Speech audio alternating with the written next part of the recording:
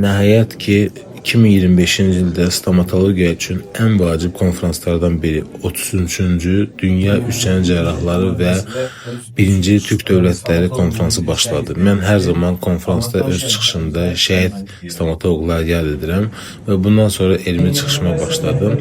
Çıxışım çox uğurlu keçdi. Çıxışdan sonra isə diskussiya oldu, sual-cavablar keçirildi və maraqlı suallar oldu.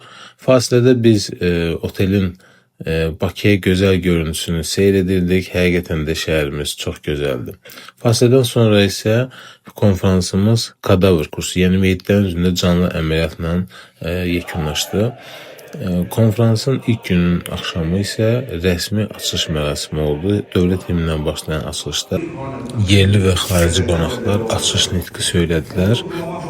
Sonra isə bədii səylə gecəmiz davam etdi.